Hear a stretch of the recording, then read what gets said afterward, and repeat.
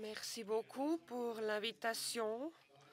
Chères dames et messieurs, chers présidents, chers membres du comité, chère direction, cher Conseil national et Conseil des États présents, chères dames et hommes du transport public, chers employés du transport public. Ça me réjouit beaucoup de pouvoir être ici chez vous. Ma carrière ou ma formation et mon circuit de vie, j'ai pu faire grâce à des gens comme vous, grâce à vous.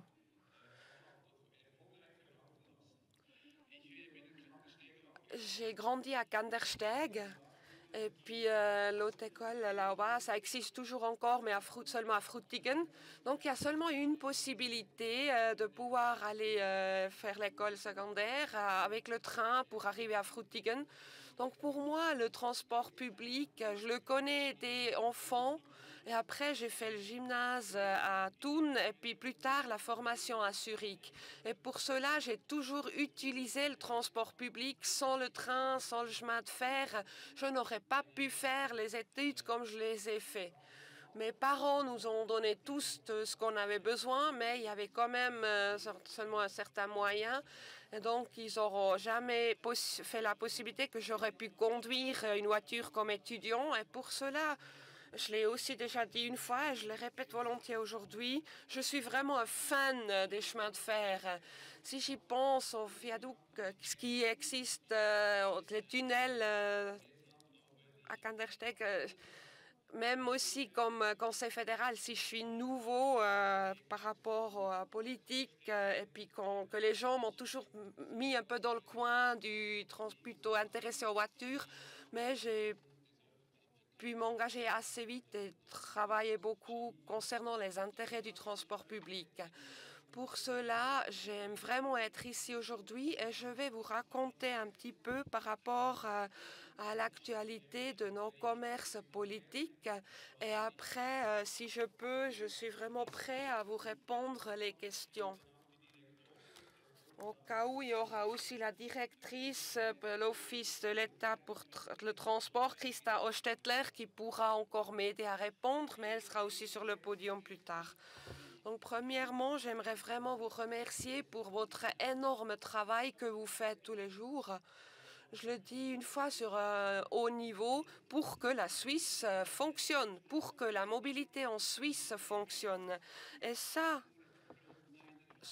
pas seulement à cause de mes expériences comme enfant, comme étudiant, mais aussi aujourd'hui, presque toutes les semaines ou au moins toutes les 2 semaines, comme conseil fédéral, j'utilise le moyen de transport qui m'amène au plus vite de A à B. Et ça, souvent, si c'est pendant la journée, surtout sur les axes principaux, entre Zurich, Saint-Gall ou direction Bâle ou Genève, c'est toujours le transport public, donc les trains qui sont au plus vite pour moi. Donc, je l'utilise assez souvent et je peux vraiment gérer que le service qu'ils nous rendent, c'est toujours une haute qualité, un bon service, ainsi que ils sont toujours à l'air, le rythme est très bon.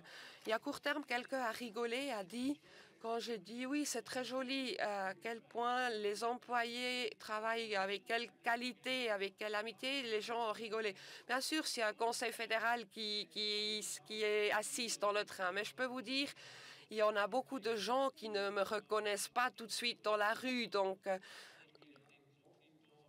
je peux quand même tester, pas incognito, mais je suis pas reconnue tout de suite de toute façon et je peux vraiment gérer si la qualité joue bien. Et puis je trouve la qualité bonne grâce à vous et je vous remercie vraiment pour tout ce grand travail que vous faites, n'importe dans quel métier pour le transport public. La Suisse a un système de transport public superbe, c'est à l'heure et en rythme. Pour les voyages avec différentes entreprises, il y a un billet qui suffit. Notre système est sûr, les voitures sont modernes et propres et l'infrastructure est dans un bon état grâce à votre travail. On transporte des marchandises, on protège la politique des relocalisations et on utilise les transports efficaces à l'énergie. Donc aussi pour tous ceux qui travaillent dans les trains marchandises, par rapport à ce qui se passe momentanément. Souvent, on a un peu des mauvaises nouvelles aux médias, mais je apprécie le travail de tous ces gens qui travaillent avec les wagons du transport marchandises, des trains marchandises, où il faut beaucoup de gens qui travaillent avec leurs mains. À l'étranger, on est toujours une bonne image pour le transport public. Comme chef du département fédéral pour l'environnement, transport, l'énergie et la communication, je suis très fière. Et ça me fait vraiment fière comme citoyen de ce pays. Tous les jours et travaillent souvent par équipe. Ils sont aussi la carte visite de leurs entreprises. Je vous en remercie. Sie vom SCV. Vous du SEV, vous donnez une voix aux employés et vous vous battez pour qu'ils aient des bonnes conditions de travail. Ça, c'est un devoir très très important et je vous remercie aussi pour ce travail. Avec mes remerciements, je commence avec le président, le comité, à vous tous et aussi dans les régions. Vous faites votre travail. Concernant le partenariat social ici en Suisse, et grâce à votre travail comme partenaire social, je sais, il faut toujours avoir deux côtés qui travaillent constructivement. Des fois aussi, il faut s'engager et se battre, mais grâce au partenaire social, nos trains roulent toujours et on n'a pas de grève comme on le voit souvent à l'étranger.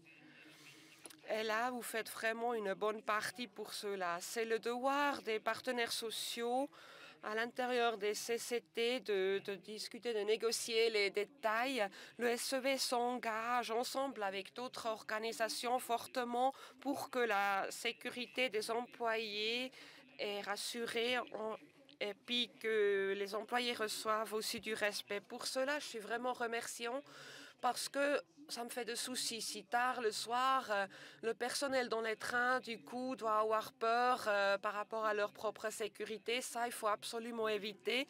Et je soutiens vraiment cette demande. Comportement agressif, des violences, des agressions n'ont pas du tout de place nulle part et surtout pas dans le système ferroviaire, transport public.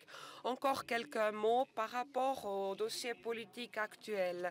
Là aussi, je suis vraiment remerciant pour la collaboration qu'on puisse avoir avec vous. Bien sûr, au centre, il y a l'ouverture contrôlée du marché qui vous fait peut-être des soucis, avec laquelle vous vous occupez beaucoup, l'ouverture du marché ferroviaire international. Conditions claires pour l'ouverture du trafic ferroviaire international. Ces conditions respectent entièrement notre modèle de transport public. Je sais que vous êtes très très critique concernant le trafic voyageur international, mais je crois qu'on a pu entre-temps, avec les négociations avec l'UE, on a pu négocier ce qui avait besoin, qu'on peut éviter la mauvaise circuit. Et puis je peux vous dire que vos représentants d'ici ont bien collaboré aussi là-dedans. Jusqu'à la fin, ils en ont dit cette ouverture, la voix est très critique. Et puis quand il faudra voter dessus par rapport au paquet de base, ils vont augmenter leur voix et pour cela, je les remercie. Mais si du coup le paquet serait accepté, tout le paquet avec l'UE, il y aura une adaptation de l'accord sur les transports terrestres. C'est la base de ce paquet, donc aussi concernant les accords institutionnels, etc. Et puis, ça va venir dans le Parlement. La consultation, le Conseil fédéral va bientôt ouvrir et là, vous pourrez de nouveau aussi dire ce que vous en pensez. Il y aura un message en 2026 et je pense que la votation aura lieu en 2027 ou 2028. Celle-là va de toute façon venir même si le Conseil fédéral a accordé d'accorder un référendum facultatif. Si tout le paquet serait accepté, ça signifiera pour l'ouverture du marché, ça voudra dire que les trains peuvent circuler à l'extérieur des traces existantes, seulement à l'extérieur. Donc ça veut dire tout ce qu'on roule dans notre pays a la priorité. Je pense que ça, c'est une condition cadre très très importante. Les de combiner nos chemins de fer et CFF et puis avec les entreprises étrangères, les collaborations comme maintenant seront encore possibles. Ça signifiera que l'horaire de rythme cadencé et puis que du coup, il y aura le cabotage en Suisse. En tout cas, les horaires cadencés a toujours la priorité. On doit se tenir à celui-là. En même temps, il y a aussi l'intégration dans le système de tarifs. Donc, notre système a la priorité. Donc, ça voudra dire qu'il n'y aura pas énormément beaucoup à l'extérieur de notre horaire cadencé qui serait possible. Ces traces sont réservées pour le transport que nous, on en a besoin, ainsi aussi pour les trains marchandises. Et après, en supplément, il pourra avoir du transport international. Ça, ensemble, avec les horaires cadencés, ça, on a pu négocier. Un autre pas très important, c'est qu'ils s'y tiennent aux conditions salariales de la Suisse et les conditions cadres de travail de Suisse. Ils doivent aussi compter pour toutes les entreprises des trains qui roulent en Suisse. Ça doit compter sur notre territoire. Ça a accordé l'OFT une directive pour garantir cela. Et puis, avant de recevoir une concession pour une nouvelle ligne internationale, ça serait vraiment clarifié qu'eux, ils s'y tiennent vraiment à ces conditions cadres et qu'il y a vraiment aussi des contrôles qui vont vraiment faire attention que ces entreprises se tiennent à ces conditions cadres. Donc ça va être dans la consultation et puis on s'attend aussi de votre retour après à ça. Notre système ferroviaire qui fonctionne tellement bien, c'est grâce à vous que ça fonctionne. On ne veut pas l'en questionner à cause d'une ouverture internationale. Mais pourquoi est-ce qu'on est quand même allé négocier par rapport à ces conditions cadres? C'était simplement une demande de l'UE qui a déjà été dans l'ancien paquet contenu. Et nous, on a vraiment fait le mieux pour... et puis la question si ça va vraiment venir, ça dépend aussi de vous, mais aussi de beaucoup d'autres mesures, si vraiment ce paquet va venir. Je vois, je suis déjà arrivée un petit peu dans le temps rouge, mais voilà, il me reste 2-3 minutes. Alors je peux encore continuer. C'était vraiment important pour moi de vous montrer cet aspect et de pouvoir vous montrer que ça a été vraiment important pour moi de rassurer de cette garantie, de pouvoir négocier cela. C'est même aller beaucoup plus loin ce qu'on a pu s'imaginer au début, aussi grâce à la pression que cet accord, beaucoup ont voulu qu'on trouve un accord jusqu'à la fin de l'année, mais je suis conscient que c'est quand même une certaine ouverture. Donc voilà, vous arrivez à gérer ce que vous en pensez. Pour le reste, je peux raccourcir un peu mon discours. Ce qui est important pour moi, c'est que le transport de marchandises, pour moi, dans mon poste, c'est très important que de transporter la marchandise reste sur les voies et ne retourne pas dans les camions. Et là, on a pu accorder une ordonnance sur les transports et on fait tout pour qu'ils s'y tiennent à cette ordonnance et ça va compter dès début 2026. Et pour cela, il nous faut un petit peu du soutien pour qu'on peut aussi payer des subventions pour que les gens soient aussi prêts à continuer à transporter leurs marchandises à travers des voies. Pour nous, c'est vraiment une priorité. On va trouver des accords, surtout avec CFF Cargo, mais si d'autres veulent transporter de la marchandise, bien sûr, on va aussi parler avec eux. Ça, par rapport au soutien du trafic par wagon complet isolé, et puis par rapport à l'ouverture du transport en général, 2 points. Je suis conscient que si l'État veut faire des économies, que bien sûr et naturellement, et c'est compréhensible qu'il y a de la critique. On a dit il faut absolument qu'au trafic régional, qu'on économise 5%, les montants augmentent, mais pas ce qu'on souhaite. Donc, on raccourcit rien. En même temps, il y a de l'argent supplémentaire, mais à l'intérieur du budget, on a dû réduire de 5%. Le Parlement va finalement décider s'ils vont l'accorder ou pas. Pour moi, c'est clair. Ça ne doit en tout cas pas être sur le dos des employés. Il y a plusieurs possibilités de pouvoir compenser cela. Soit c'est des offres où il n'y a peut-être pas beaucoup de fréquence de voyageurs, où les cantons doivent décider s'ils veulent vraiment avoir des trains là ou pas. Mais moi aussi, j'ai l'opinion, si on ne se fait pas beaucoup de plaisir, que à un moment donné, il faudra peut-être faire une augmentation du prix des billets. Ça devra être compensable comme ça, cette économie de 5%. Donc c'est une des mesures avec 60 autres. L'État peut se développer pour que l'argent nous suffit quand même aussi à long terme. C'est aussi important que l'État peut fonctionner à long terme. Et puis j'arrive déjà au dernier point. À l'avenir, on va continuer à investir beaucoup dans les chemins de fer, dans le transport public. Si je dis beaucoup, c'est toujours pas assez. Si je regarde tout ça, on a des demandes par des cantons, des projets existants qui devra encore être construite par rapport aux demandes à l'avenir qui dépassent les 60 milliards. Je parle des prochaines 20 ans. Des moyens financiers pour pouvoir le financer, on ne les a pas à tel montant. Au pire, si toutes les mesures d'économie sont faites, le pourcentage ou promille de la TVA ne va plus rester et puis on doit encore repayer des dettes de NEAT et puis il restera 15 milliards. Mais je vais montrer au Conseil fédéral des scénarios de différentes versions, aussi pour la garantie de recettes qu'il faudra prendre certaines mesures.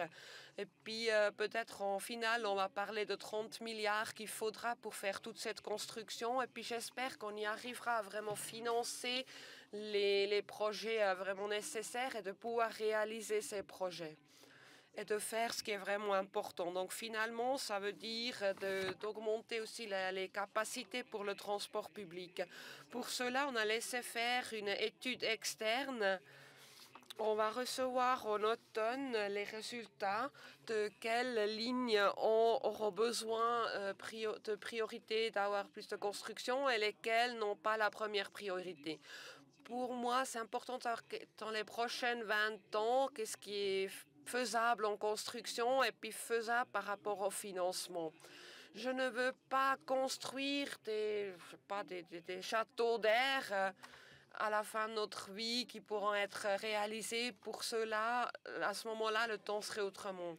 Bien sûr, il faut aussi garder la substance ainsi que la sécurité qui va toujours être la première priorité. Ce que j'ai dit pour la nouvelle construction, ça c'est toujours après que les budgets sont réservés pour garder ce qu'on en a déjà. Ça, c'est toujours la première priorité. Bien sûr, aussi la sécurité, aussi pour les voyageurs, mais aussi pour les employés. Ça, juste pour vous montrer un petit peu des commerces actuels. Je vous remercie vraiment encore une fois pour votre travail de tous les jours. C'est n'importe où on est, dans toute la Suisse, on arrive toujours à l'heure. Ça, c'est...